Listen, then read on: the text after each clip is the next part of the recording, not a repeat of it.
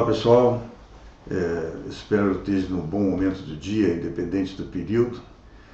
E vamos dar sequência agora a umas palestras que nós fizemos, alguns documentários que nós fizemos a respeito das lesões esportivas. Então assim, hoje nós vamos falar especificamente sobre um tópico que é entender como ocorrem as lesões do esporte e que tipos de lesões elas mais frequentemente ocorrem na prática física e na atividade do esporte. A gente costuma classificar as lesões em lesões de alta e de baixa intensidade.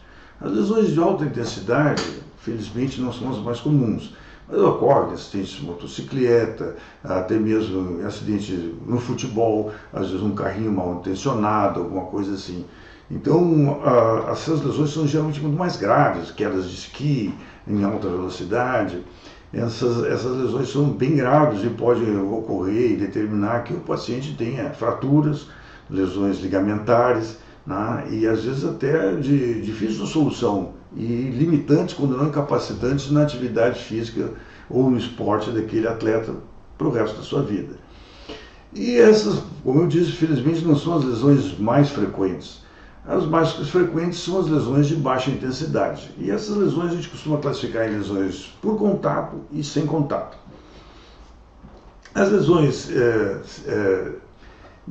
sem contato, o pessoal tem uma dificuldade incrível de entender por que elas ocorrem, porque quando olha um vídeo ou assiste um evento, aquilo parece uma coisa tão banal, tão insignificante, que não consegue entender como é que um indivíduo teve uma lesão tão grave. Às vezes, como pode acontecer uma lesão de ligamento cruzado, uma lesão de ligamento tornozelo, ou até uma fratura avulsão, né? Então, assim, o segredo dessas fraturas, o motivo disso tudo ocorrer, é porque as artes marciais usam exatamente esse tipo de princípio, alavanca. Alavanca numa posição ideal da articulação.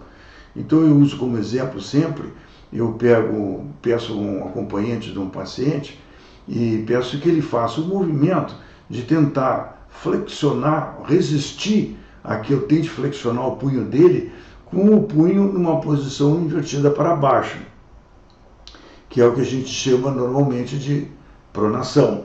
Nessa posição o punho tem muita força. E dificilmente eu mesmo com as duas mãos consigo dominar ou reverter essa força que o acompanhante está fazendo. Mas em compensação, quando eu giro o punho em posição de supinação, quer dizer que eu giro para fora e coloco na posição de supinação, e solicito que o acompanhante faça a mesma manobra, tenta me vencer, eu facilmente quebro a resistência dele e o imobilizo.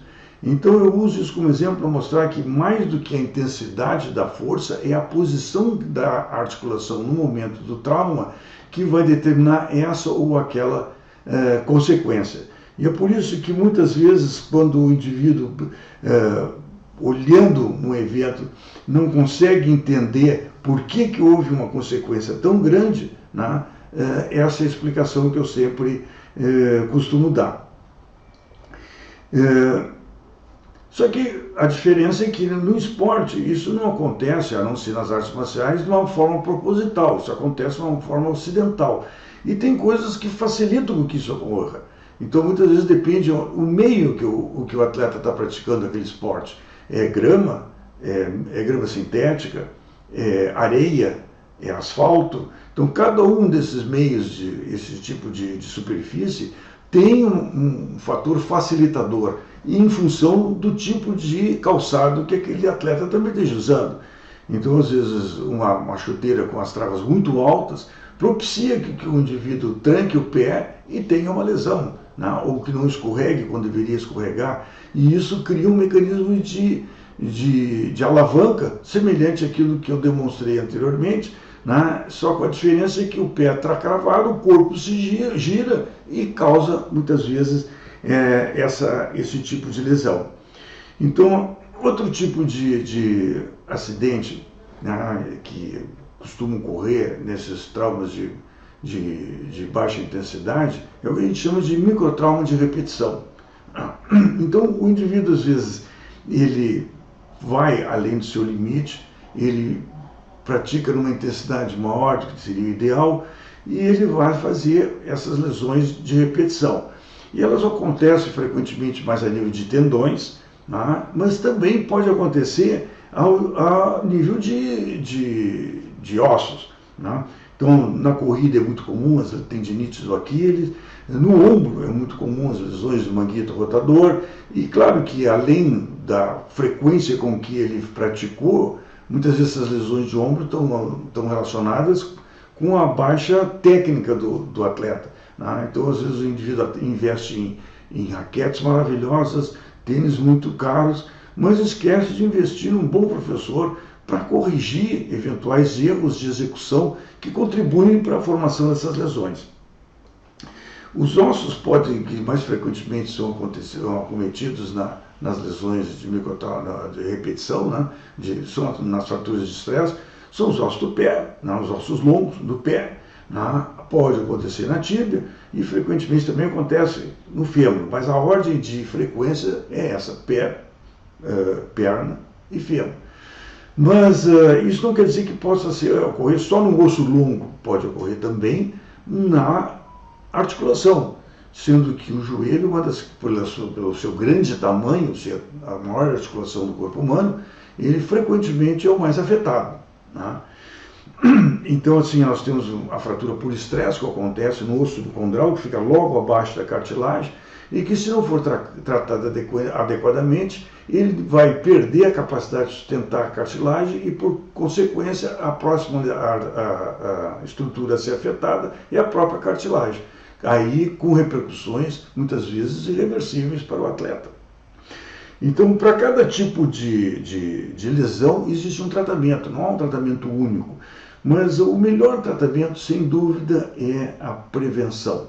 É isso que, às vezes, as pessoas esquecem. O indivíduo, quando vai começar uma atividade física ou a prática desportiva, ele tem que saber que, se for uma atividade física, isso é um projeto para, no mínimo, 6 meses. E se for um esporte ao qual ele não está adaptado, ele vai levar, no mínimo, 1 mês para ver uma interação entre a atividade psicomotora e a atividade muscular e óssea desse indivíduo, né? O desenvolvimento desses três braços de atividade. Então, esse é um dos problemas que às vezes acontece quando alguns atletas querem apressar esse desenvolvimento e tomam alguns anabolizantes, onde o músculo ele se desenvolve mais rapidamente do que o osso. O osso demora mais para se adaptar a essa nova mudança de atividade. E por isso que, às vezes, o músculo hipertrofiado artificialmente, sem a correspondente à preparação do osso, ele acaba lesionando o osso de uma maneira, às vezes, irreversível. Então, eu, como sempre digo assim, esses projetos de atividade física e esporte, eles têm por objetivo desenvolver calo, né? Entre aspas, é um sentido figurado. Qualquer coisa que apresse essa formação de calos vai se traduzir em formação de bolha. E essas bolhas podem ser tão graves, também no sentido figurado, que podem ou interromper momentaneamente ou até definitivamente a carreira ou de um atleta ou do indivíduo que pretende se dedicar a uma atividade física. Então, assim, a prevenção é o melhor tratamento para qualquer tipo de lesão esportiva. Né? E tudo tem que ser feito de uma maneira lenta e gradual para que o corpo, a mente e os reflexos se adaptem a essa nova atividade. Era isso. Obrigado.